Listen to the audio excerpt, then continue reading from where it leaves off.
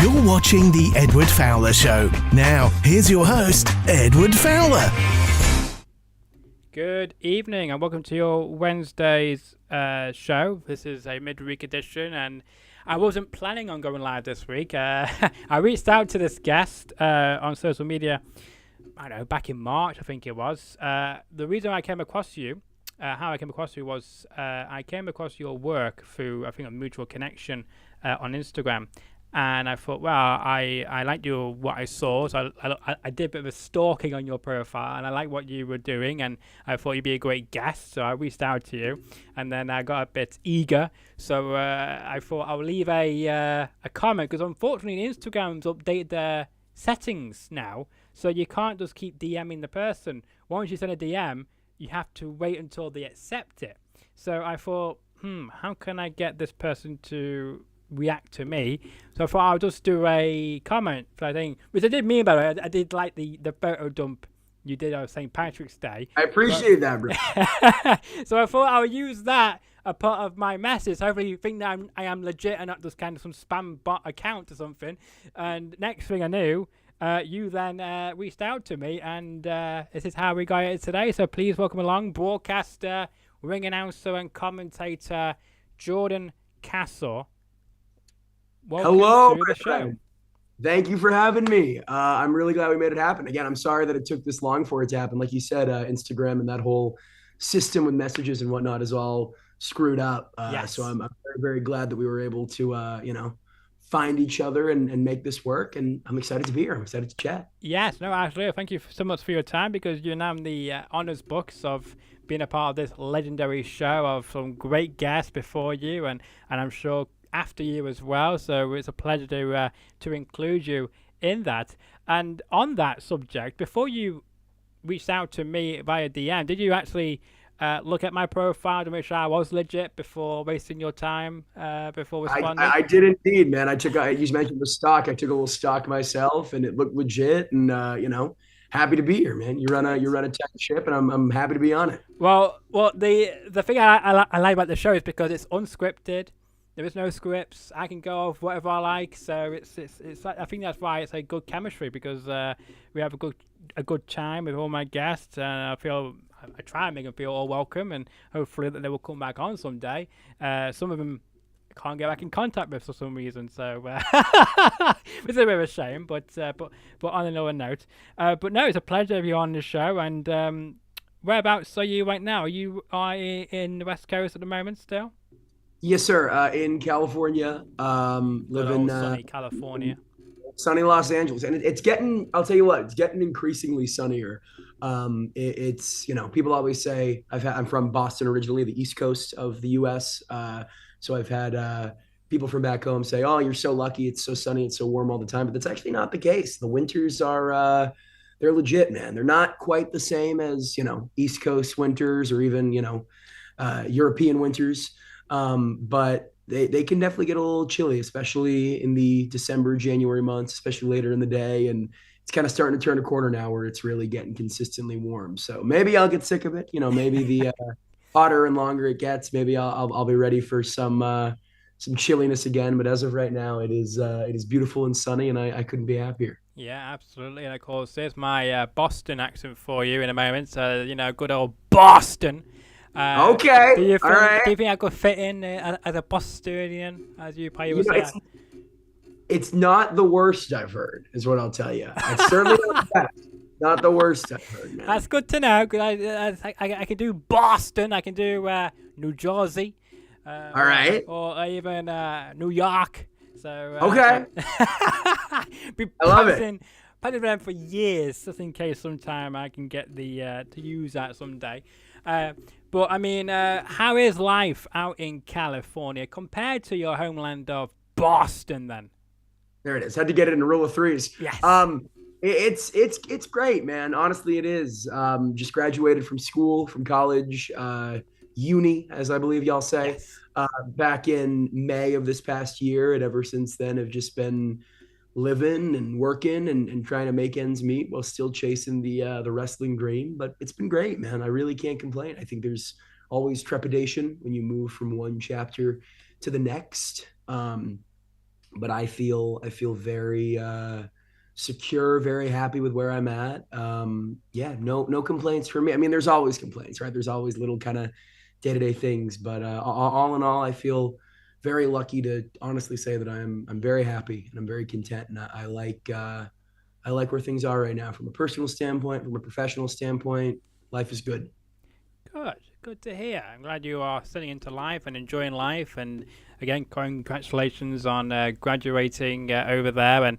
And we'll dive into that in a few minutes or so, because I might have some false information maybe for once, but we'll get into that in a moment. But I want to know firstly, what was your passion of what you studied at college?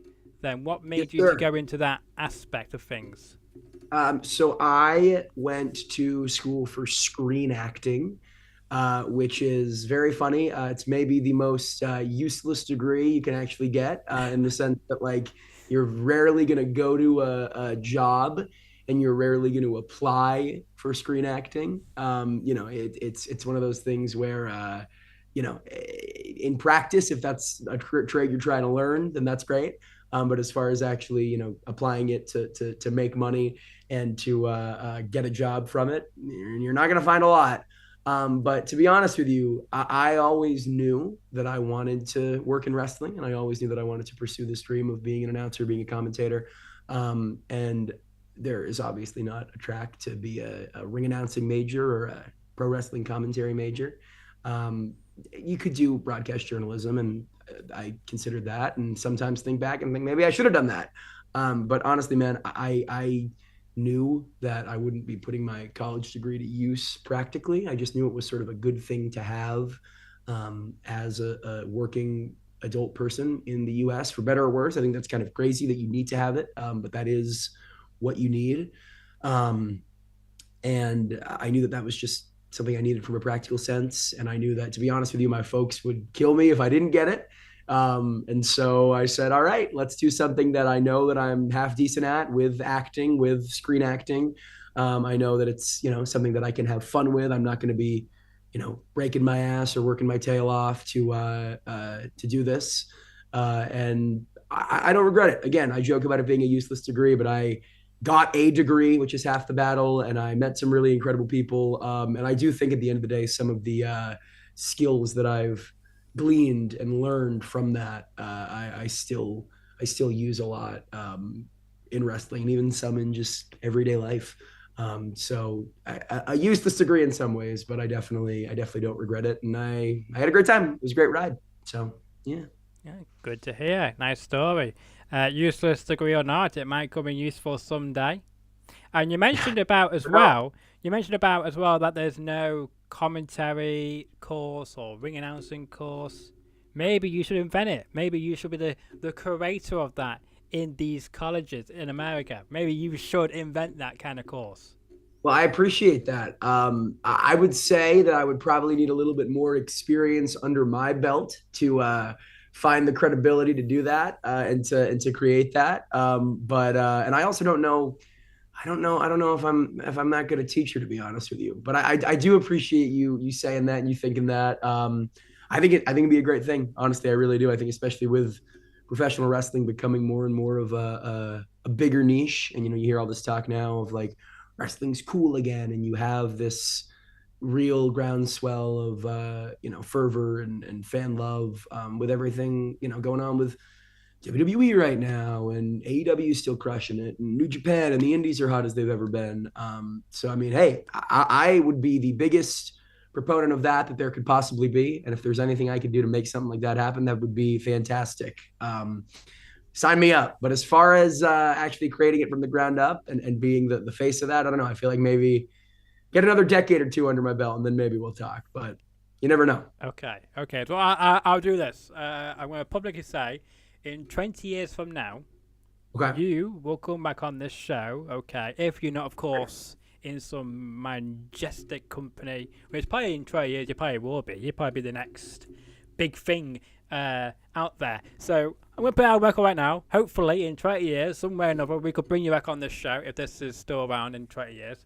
And we'll see if you have created some kind of a cause or something. Or maybe that might be one of your goals to come, to do something like that. Because, as I say, if you don't try it, you will never know if you'll succeed at it or not.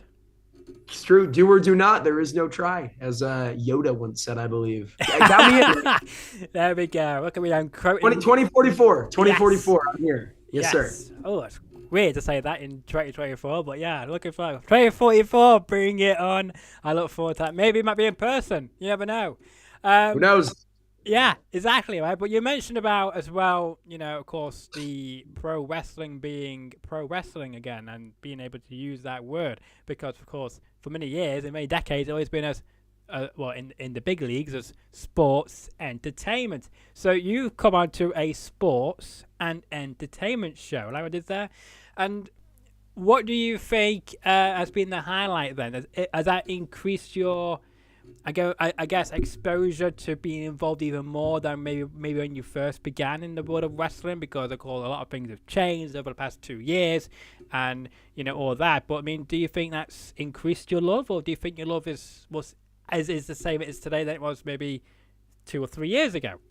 Oh, sure. I mean, I'd say it's definitely. I don't know. It's tough to say. I think my love of professional wrestling has been pretty steady. I've really always loved this stuff. I've really always found both professionally and personally solace in the art of professional wrestling. And I feel like in a lot of ways it didn't go away. Like, yes, WWE, you talk specifically, they've started to use that verbiage again. They're really changing a lot and evolving a lot and doing some really exciting new stuff under Triple H that is great to see. Like I watched WrestleMania and I thought that show top to bottom was fantastic. I'm not ashamed to say that I cried at the main event. I think they're doing some really, really great stuff. And I love that they're embracing pro wrestling again, both articulating that, both saying this is what we're going to call this and this is what we're going to brand this, but also just in the way it's presented, because it's very easy to just change 2 words, right? It's very easy to go from sports entertainment to pro wrestling, but to actually change the way you present and have a more pro wrestling based presentation and not be afraid to bleed a little or curse a little, and really tell these long-term stories, which is, like, I know, a so overused piece of cannon fodder there, long-term story, but it really is what they're doing. And to reward the audience's intelligence and focus as opposed to doing the opposite. And again, really listen to the audience. Like, we've seen all of that in recent months in a way that didn't really happen at that mainstream WWE level. So I think in that sense, pro wrestling is back, and that's been awesome. And I'll definitely tell you straight up that my watching and my enjoyment of that company has been tenfold since they've made that shift. But in a lot of ways, I don't think professional wrestling went away. I mean, I think you look at, like I mentioned, AEW or New Japan or the independent scene, TNA, I could go on and on and on and on and on. Professional wrestling in those places, in those circles, has not gone away. If anything, it's only become more and more prevalent. And I would never tell anyone what to watch or what not to watch, but I think if you feel like something is missing, whether that's a type of presentation or a type of match or whatever it is, you're doing yourself a disservice if you don't branch out and try to watch everything. That's not to say you have to stop watching what you've always watched or what you're watching right now, because I think there's time enough. I was going to say there's time enough for everything, but I'm not sure if that's true, because there's a lot of gosh darn wrestling out there. But my point being that expand your horizons, because you say, professional wrestling has come back. I would say that it's always been here. And I love that more places, and specifically one place, is starting to adhere to that and evolve with that. But pro wrestling, it didn't go anywhere. And so I've loved it for 15 years, and I'll continue to love it for 15 more. I'll still love it in 2044 when I'm back, on the show for a second time. Well, hopefully be back on before 2044, but that's that goal we set earlier, obviously. But yeah, I completely agree with you about that statement, because I did mention you've got AEW, you've got, of course, as you're sitting right behind the lovely plug which you set yourself up for with the New Japan Pro Wrestling, and as well TNA and Ring of Honor and all these other great indie shows all around the world, all blowing up in the year 2024. And, it's great to see all of that. And where do you, I guess, get your inspiration from where you want to be in, let's say, a year or two from now? Obviously, you're already working upwards in New Japan Pro Wrestling by doing the Academy/Dojo shows. So where do you want to go, hopefully, with that as well? Maybe get onto the main platforms of that promotion, I'm guessing. Yeah, I mean, I would love to continue my work with New Japan in any capacity. I've loved the couple of Academy showcases I've had the fortune to call, and any opportunity to be back there, like you mentioned, a higher platform, whether that's New Japan Strong, whether that's Japan itself, would be incredible. Walker Stewart, who is the lead English play-by-play for New Japan, he's a dear friend of mine. And someone that I talk to pretty regularly. And I put a tweet about this a couple weeks back, so it's no secret. But someday soon, I know a goal for both of us is to work for New Japan together. So whether that's one of the Academy showcases at the dojo, whether that's New Japan Strong, whether that's in Japan, I don't know. All of those sound like great options to me. And I think if you talk to someone and you say, hey, do you want to be on the call for a show streaming to, tens of thousands of people on Fight with however many 5,000 people watching in an arena? Like, I think you'd be crazy to say you don't want that. So definitely working towards that and definitely building brick by brick. But at the same time, man, I don't know. It's going to sound like such a political answer, and I really don't mean it to. But I think it's so important to live in the now and to live in the moment. I never want to be one of those people who looks back on this great career I've had, because in a very short time, I've done some pretty remarkable things. And that's not me bragging. That's just me talking about how grateful I am to have been to those places and met those people and worked these shows.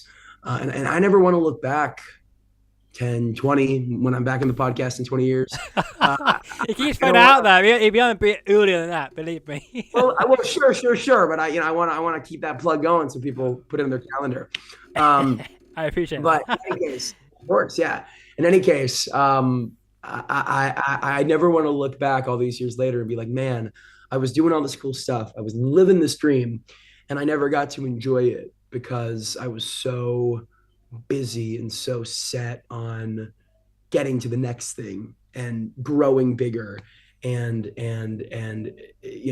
reaching that next rung on the ladder, that I never smelled the roses and I never actually enjoyed what I was doing in the moment. And I think it would be a disservice to myself and a disservice to what I'm doing, to just kind of brush that off and not live in the moment and really enjoy it. And that's not to say I want to be complacent, right? That's not to say I don't want to think about the next thing and work towards the next thing and shoot for the stars, because I absolutely do.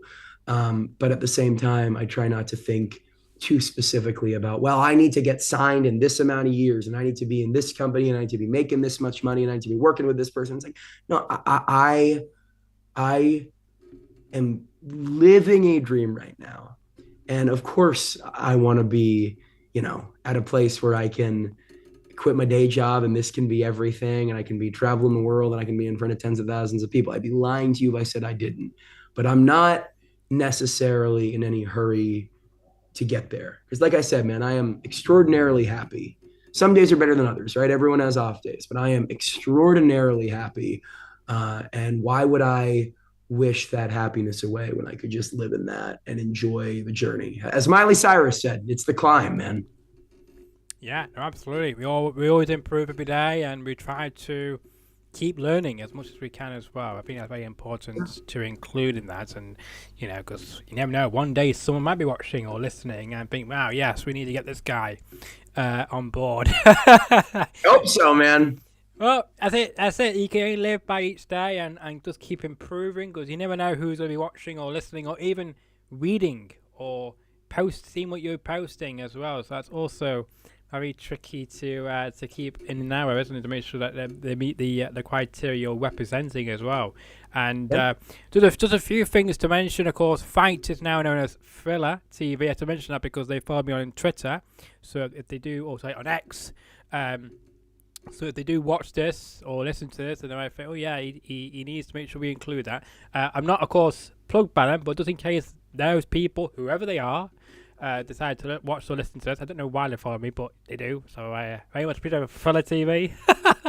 Appreciate that. One of my favorites people, I guess, platforms in the world now to watch all these great professional wrestling and all these boxing and all these other events they do now, because they kind of branched out from just pro wrestling, which is great to see. So, but yeah, it's a pleasure to be followed by Fowler TV. Talk to us then about inspiration. So, who inspired you then to go down the road as being as a ring announcer / commentator then? Because many people are thinking, you could be a great wrestler, or don't you want to be getting beat up every week or whatever? No. Well, I will pay to see that. I appreciate that. I think there's a fair few amount of people who would. No, man, I was on a dear friend Squint's podcast, a man in his podcast. Not to plug another podcast while I'm on there, but there's room for everyone. There's room enough for everyone to, eat at the table. And he asked me something similar. And I told him, like, I have all the respect in the world for, wrestlers and wrestling. You have to, if you're involved in this. You're a fool if you don't. But I was never a terribly athletic person, even from childhood, and was also kind of a wuss since childhood. And so the idea of, falling on my back and falling from the top of a ladder or jumping off a top rope or doing any of that just did not appeal to me. The dream was always to be a ring announcer specifically. I never had anything against commentary. It just never was something that I even thought of or conceived of. It was always ring announcing. It was always, Justin Roberts and Tony Chimmel and Howard Finkel. That was what I saw, and that's what I wanted to be.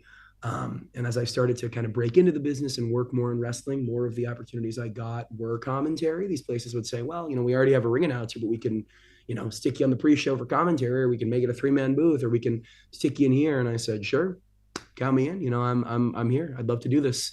And funnily enough, you talk about never knowing where life can go and not preparing too much for any one outcome or looking ahead too much towards any one outcome.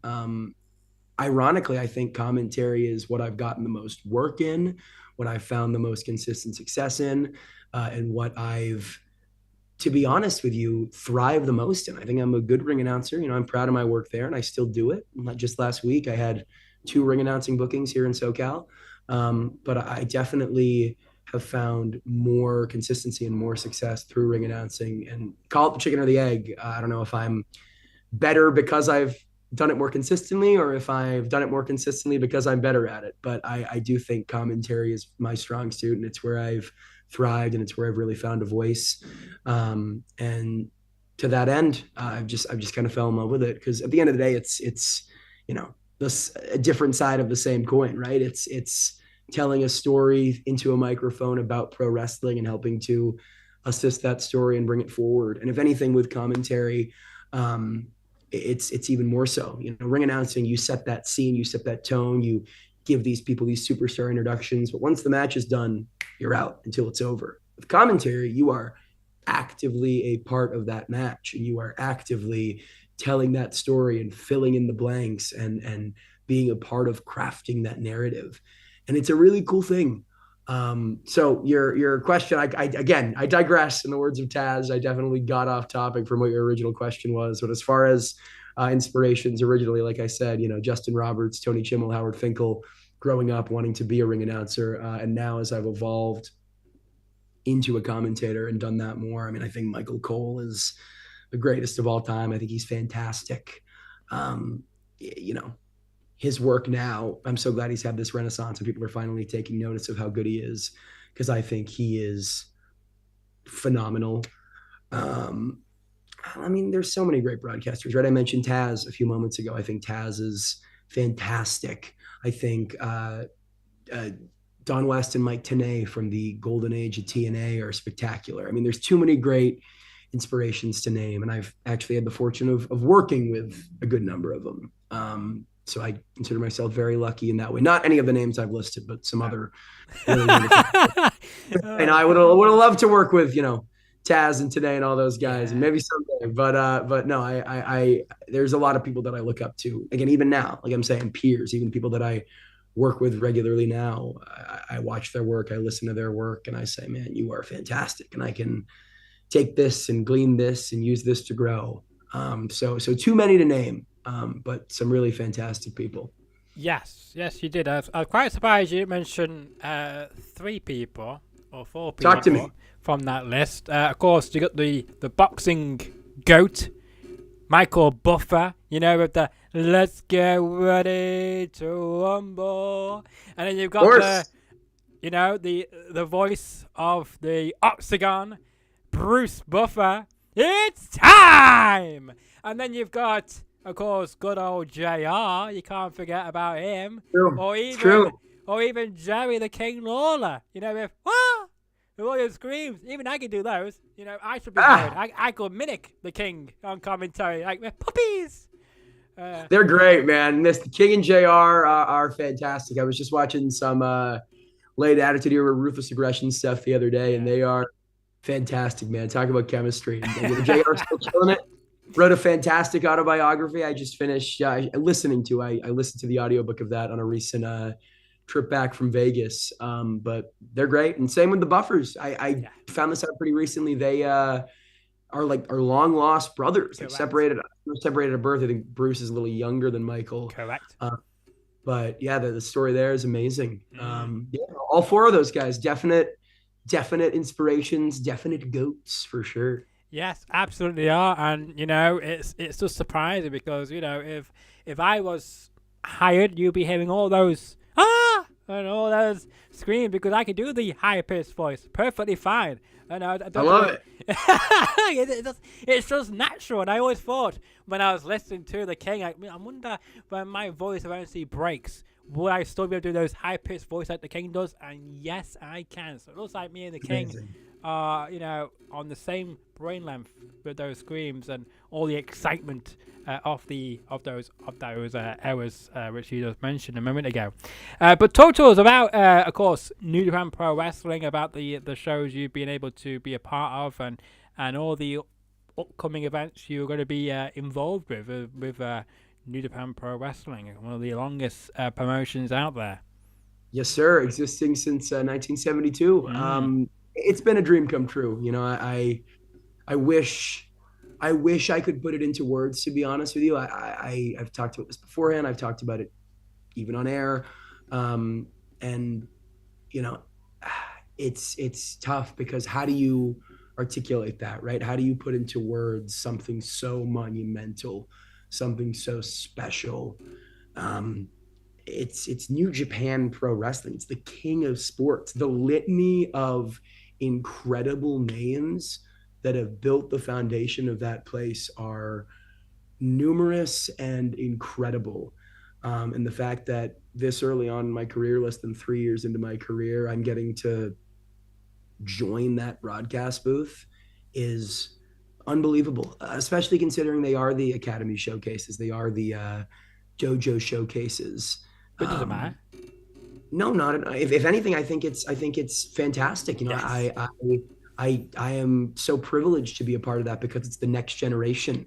It's these people who are just starting to break in, these people who are just finding their footing in New Japan. So we're on really similar playing fields in that sense. It's not people who are former IWGP champions. It's not people who have wrestled in the Tokyo Dome and been there for decades. It's people who are at a very similar position to me in that they are sharing that joy and they're feeling that buzz of what it's like to see that red light turn on and be a part of New Japan Pro Wrestling for the first time. And I think there's something really, really special in that I get to share that with all these great Academy graduates and all these great Academy alumni, that they too have that feeling of what it's like to be a part of this for the first time and that intangible buzz. It's a dream come true, man. It really is. I call me hyperbolic, call me melodramatic if you want, but it is a dream come true.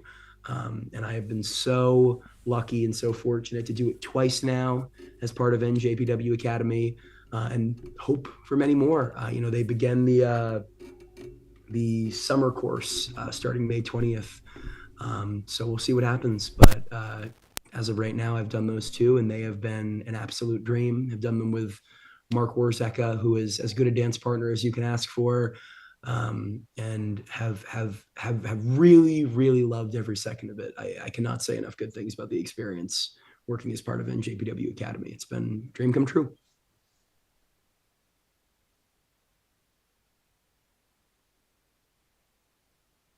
You there, brother?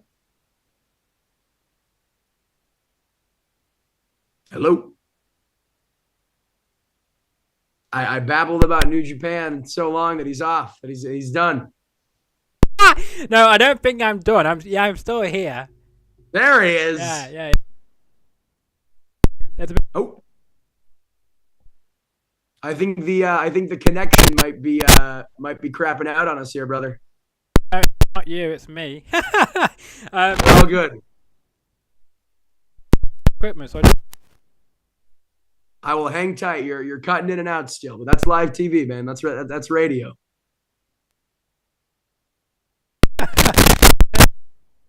Something. Can you hear me now? Yes, you can hear me now, can't you? I can hear you now. Yes, sir. So, there's a connection issue on my side of things, so my apologies. For some reason, I don't know what it is, but if I do that, you can still hear me. That's good.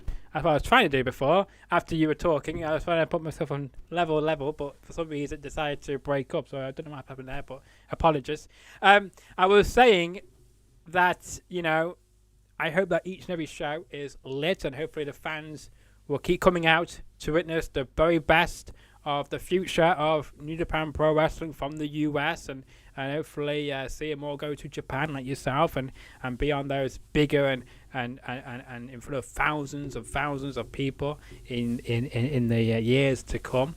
But let's talk about your experiences on some local shows as well, because of course, as you mentioned, you go to many different shows on the west coast of the USA. You get to work with some fantastic people, but I mean, have you ever thought about being, maybe if you say the one thing on commentary or on the mic when you're in the ring with them, that they might come after you and maybe beat you up for not liking something you've said or said in front of them?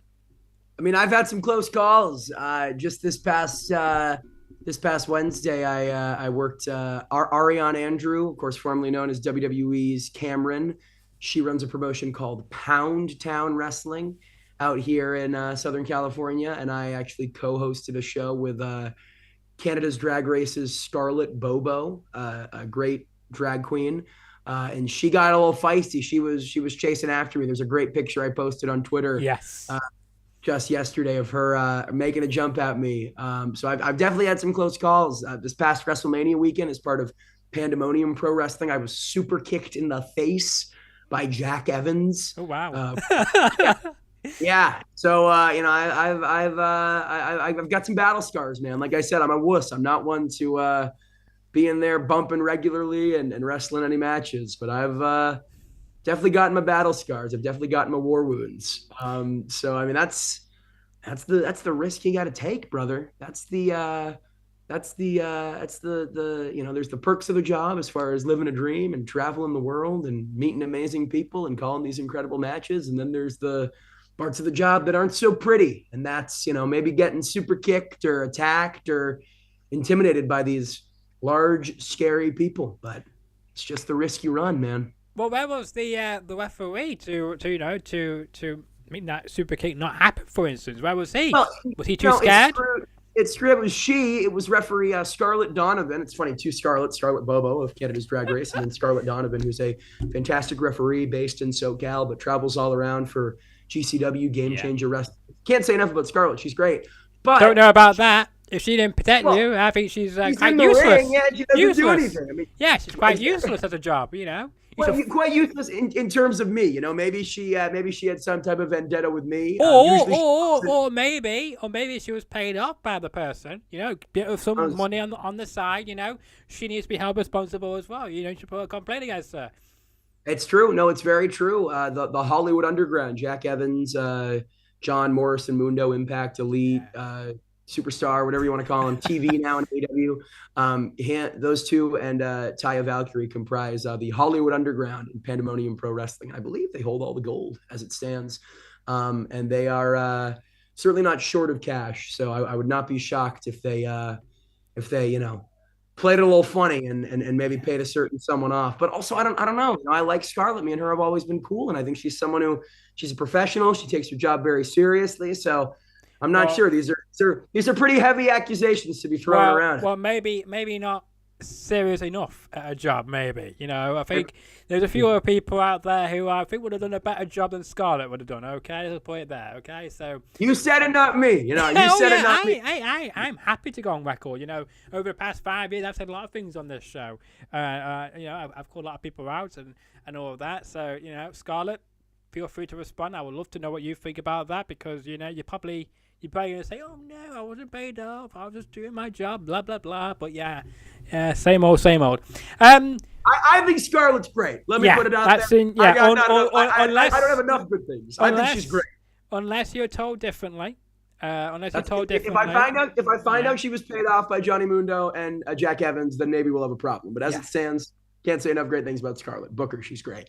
I love that. On that note, let's talk about your social media. Of course, but you can find my guest on X and on Instagram at the same handles. With you keep it nice and simple. You keep it as Jordan W_S. Yes, sir. What does the W and the _S stand for, by the way? So my middle name, IRL in real life, it's William Samuel. I have two middle names named after both of my grandfathers. So William and Samuel, we smushed them together. Thank you. And originally, before I worked in wrestling and started using Castle and started going by a more traditional first last name situation. I've been online in wrestling for over 10 years. Like I first made my Twitter account when I was 12 years old. I had a YouTube account a little bit before that. So I've had this stuff for a little while. I've been online in the sort of wrestling bubble, the IWC bubble, for a very long time. And when I had a YouTube channel, when I had a Twitter in its infancy, I went by Jordan WS was the name. Yeah. And that was how I branded myself. And so W_S felt like it was apropos for that. And it just stuck around. I feel like it's very rare that someone makes a social media account as a tween and the username is not totally cringy and just terrible. And I feel very lucky that mine was pretty normal and pretty even keel. So I've kept it ever since. I like the consistency. And so, as you said, it's the same on both, and I'm not trying to rock the boat in any way. So there it is. Well, I think you're, great for your simplicity, but I believe, that you should make your fans work hard to find you on social media. Because like with me, on Instagram and Facebook, yes, it's the same name, but on Instagram, on X, it's a bit different. You got to put _ my name _ without the show. So, because unfortunately the W is too long for the X username, which is typical. So that's how you can find me on X. But think about this, though. You started over 10 years ago on X and all these platforms. I came on X just over 10 years ago. Of January of 2014 is when I joined X. 10 over 10 years. It was mind blowing. I just thought about this then when you mentioned about that. So mind blowing. I've been on X for over 10 years, and somehow I've got over 854 people, and I get loads of fake bots following me all the time, or now liking my stuff. So it's like, I don't know what on earth's going on there. So good on you for getting your brand out there and your personality out there for over 10 years, and be to see what comes in the next 10 years in your life. Now we mentioned the next 20 years. We got that date with Destiny in 20 years, man. Yes. Hopefully, maybe just do over the 20 years. That'd be quite the interesting thing in 20 years. You could have a family. You might not be in New Japan Pro Wrestling. I hope so. Yeah. I hope so, man. Knock on wood. But we'll have to see about that. But you mentioned earlier on about your broadcasting, about going to college and that business. Now, I did see something. I believe it's on your social media. I could be completely wrong. I saw something about radio.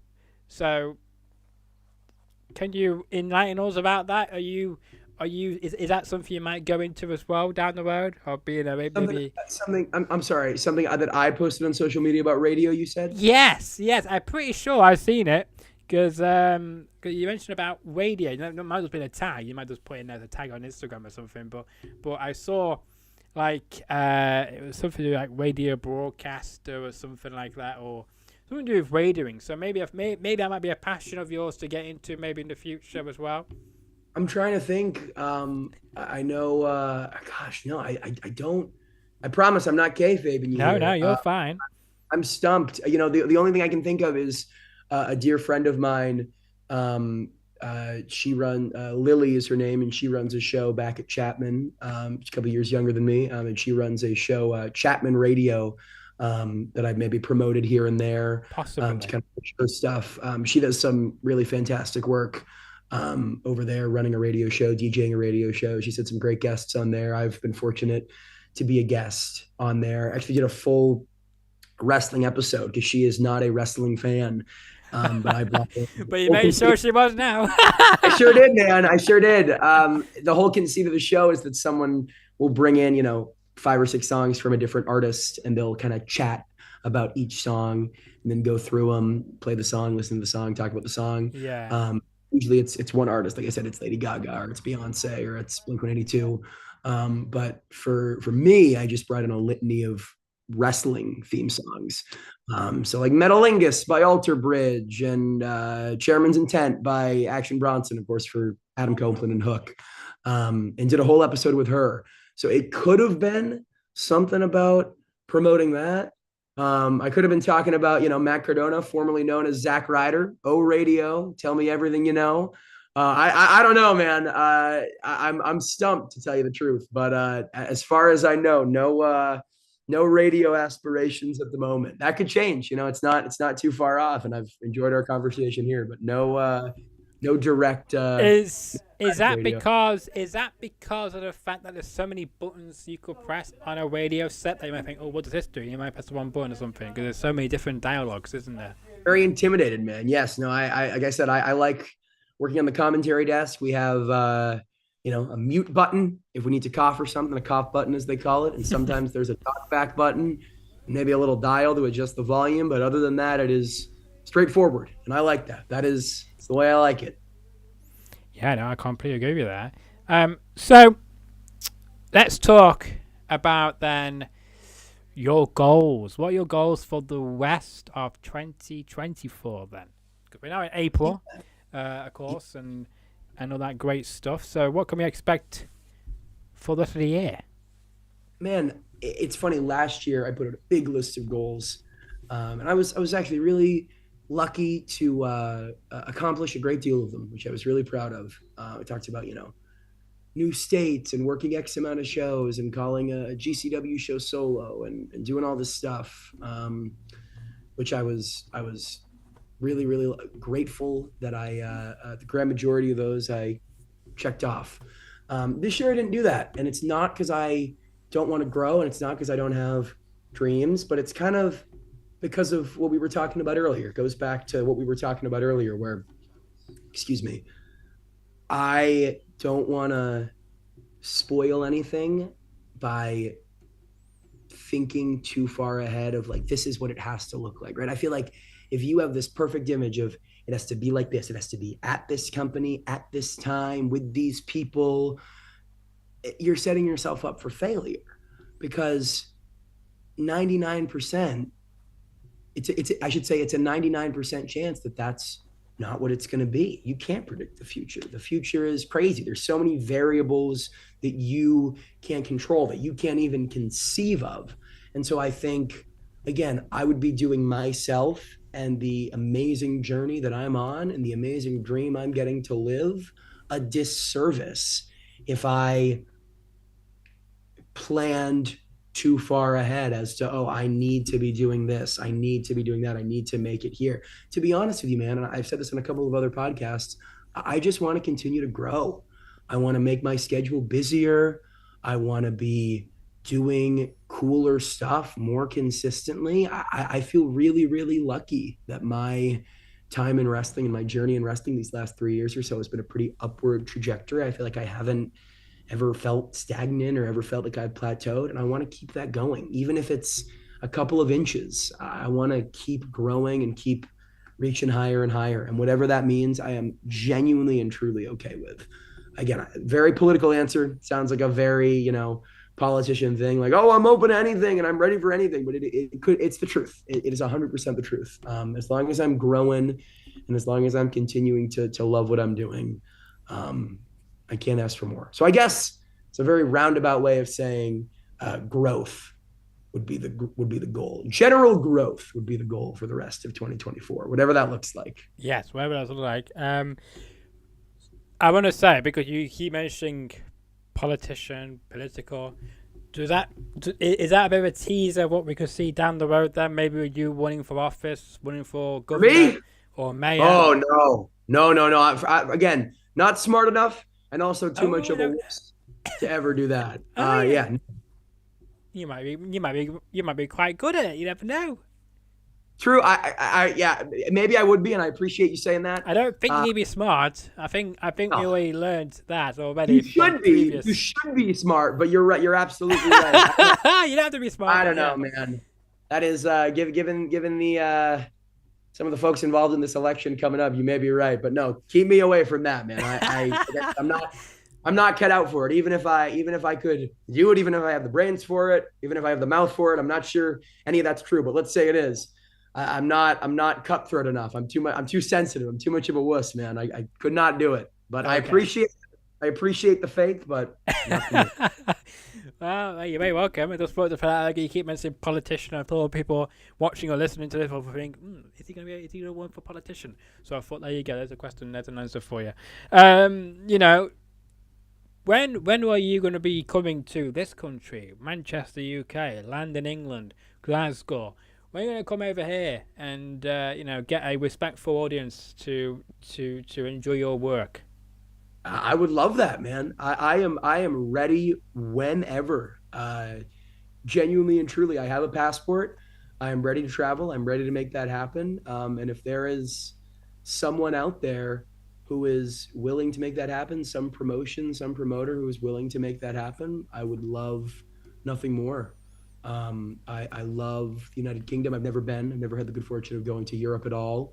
But I love what I've seen and heard of from the United Kingdom. There's a lot of different bucket list items and bucket list places that I'd love to check off being over there.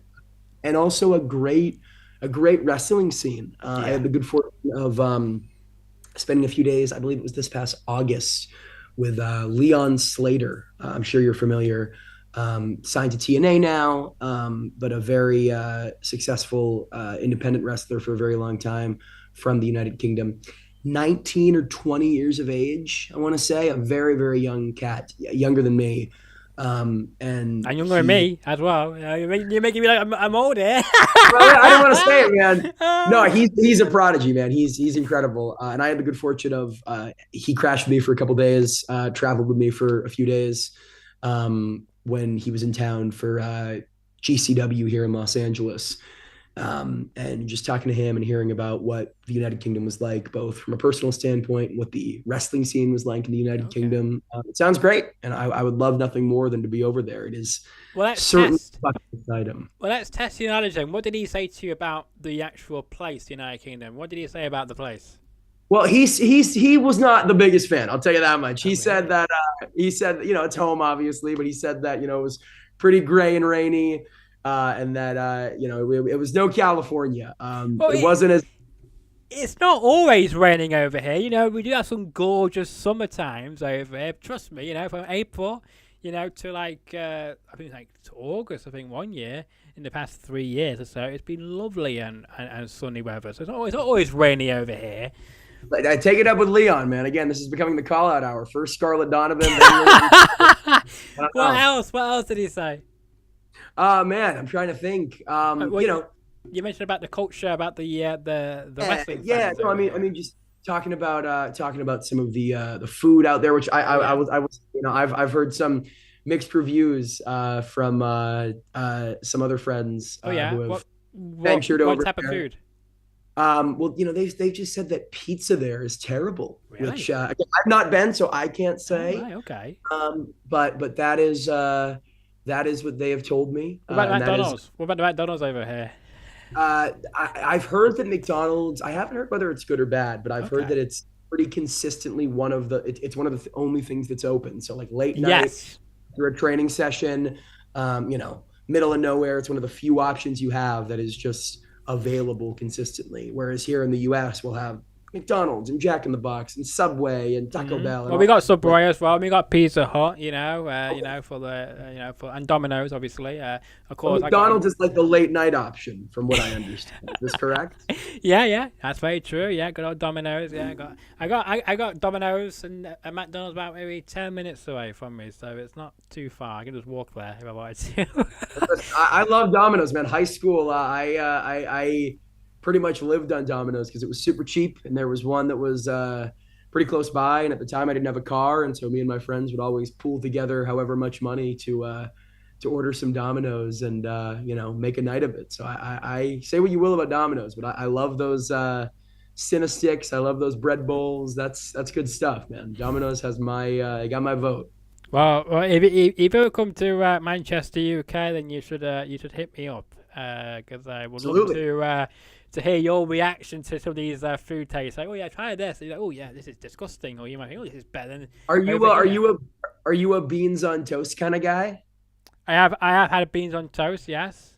Right. Well, That one's a little suspect to me. I don't know. I like beans and I like toast, but well, together, some not people sure. have eggs as well because we had this discussion with Jazz last January. She came over to the UK on a UK tour once. She said, I couldn't understand why people ate beans with their eggs or it was with their bacon or something, she said, with beans. And it's like, that's just a common thing over here. We like that. It tastes good. But apparently in Jazz's eyes, not so much.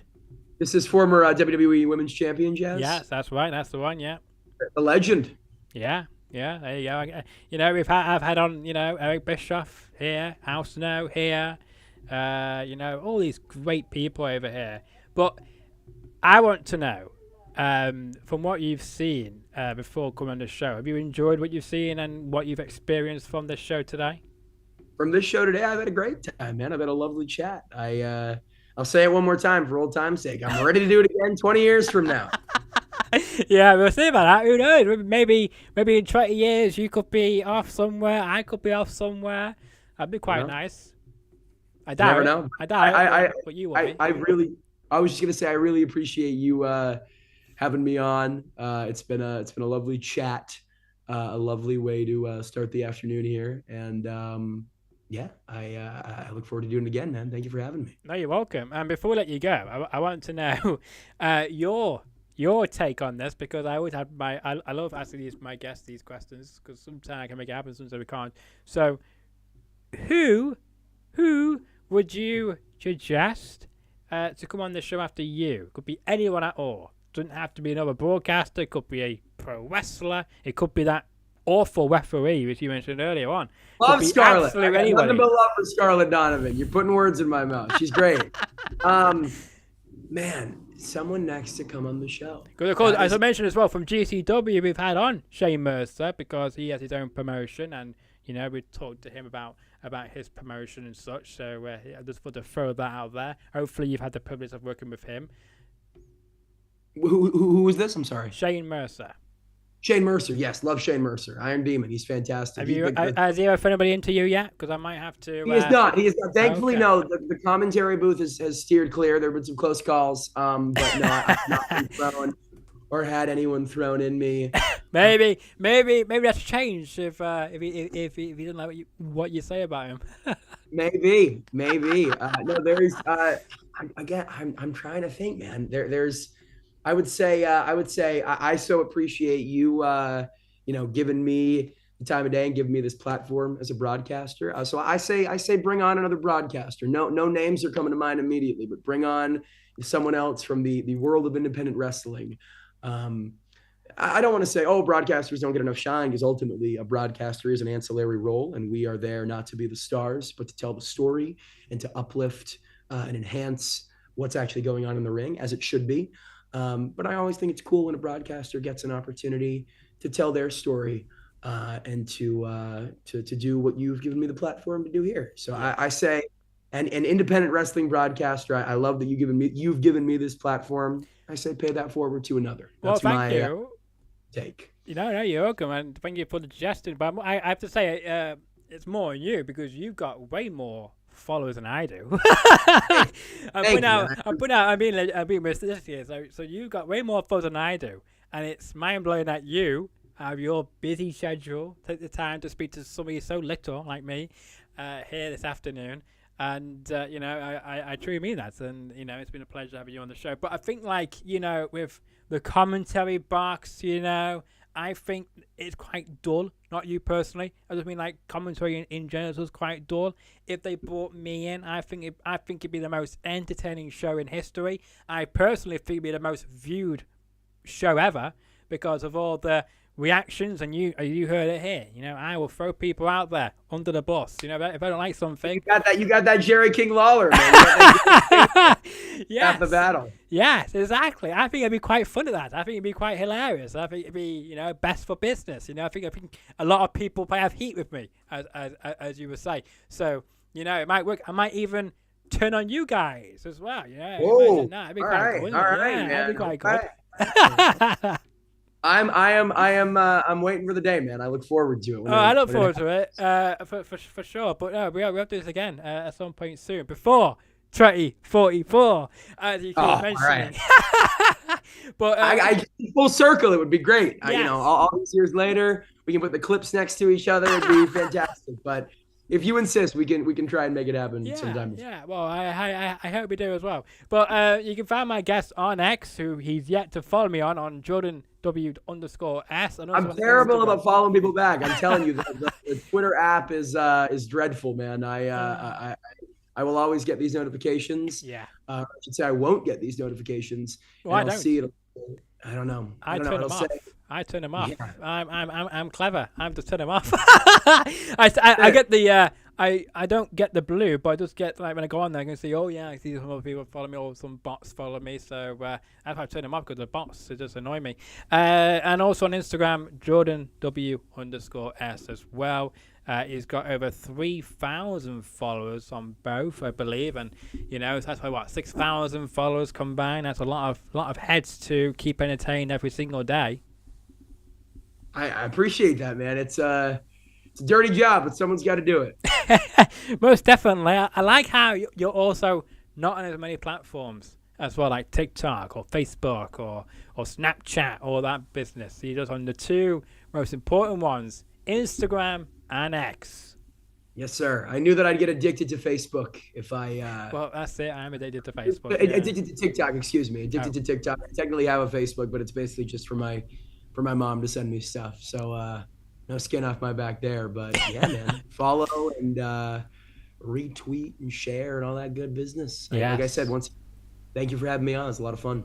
No, absolutely. And if you enjoyed my episode with my guest today, with Jordan Castle, if you ever heard of him before today, you have now. If you enjoyed the conversations we had, then please make sure to smash that like button, because it truly means a lot, because it helps the algorithm to get this video up in the topics and up at the search as well. If you want to see more of my videos, and all you have to do is smash that subscribe button. Funny thing was, I haven't posted for about 2 weeks, and I had 237 subscribers 2 weeks ago. I haven't posted nothing for ages. I lose one a few days ago, and then I uploaded that and be live today, and then by today, I lost another subscriber. So it just shows you that some people are not committed to this channel. So if you are committed to this channel, and you can wait for my next episode to drop, because even I don't know when I'll be dropping videos. Like, I didn't know I'd be live today until yesterday morning my time, when I was DMing you. So, so there you go. It is unbelievable, the people I could bring on this show. So if you want to see new content, want to see interviews, and smash that subscribe button and help me get back to 237 subscribers or more, because at the moment we've only got 234 subscribers.